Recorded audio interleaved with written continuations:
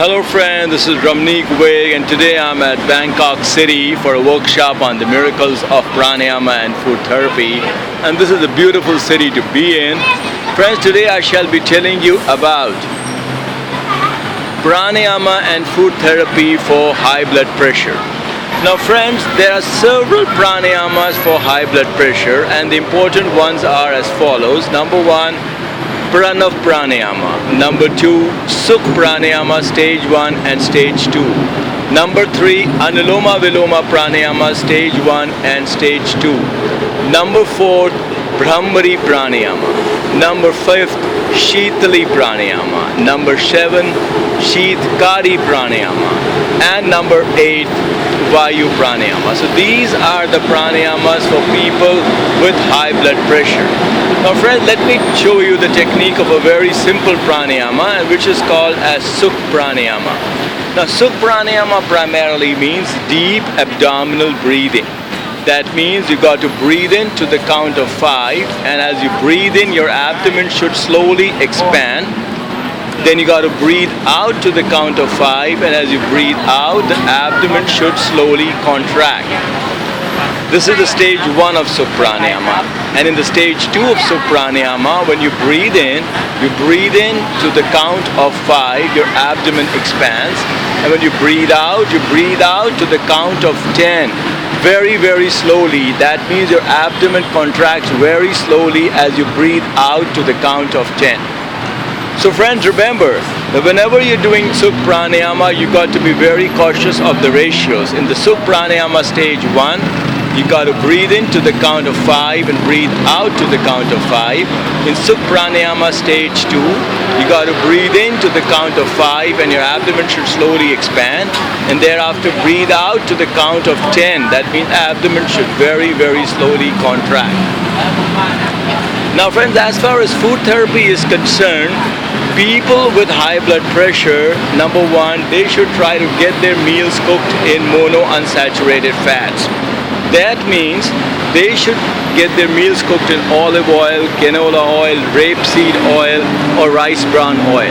Next is people with high blood pressure should avoid all kinds of salt. Things like processed foodstuffs are loaded with salt. So that means the first thing is they've got to avoid all processed foodstuffs. Try to avoid nachos, biscuits, chips, chirwa, semias, wafers. They're all processed foodstuffs and they're loaded with salt. So try to avoid all processed foodstuffs if you are suffering from high blood pressure. Number 3, try to avoid all trans fats in your diet. Now trans fats are again mostly found in processed foodstuffs. Trans fats are inflammatory in nature, and more importantly, they create a lot of free radicals in our system. They're again very bad for people with high blood pressure. 4th, try to have a lot of legumes and lentils in your diet. Legumes and lentils are a good source of soluble fiber. So you've got to increase your intake of soluble fiber. That is very important for people with high blood pressure. Now, soluble fiber you will get in many products. Soluble fiber helps in reducing the bad cholesterol which is present in our blood. So, soluble fiber removes the bad cholesterol which is present in our blood vessels, in our arteries, in our veins. So try to reduce your intake of trans fats and try to increase your intake of soluble fiber. Soluble fiber you will get in products like oatmeal, psyllium husk, legumes, lentils. You'll also get soluble fiber in whole grain products.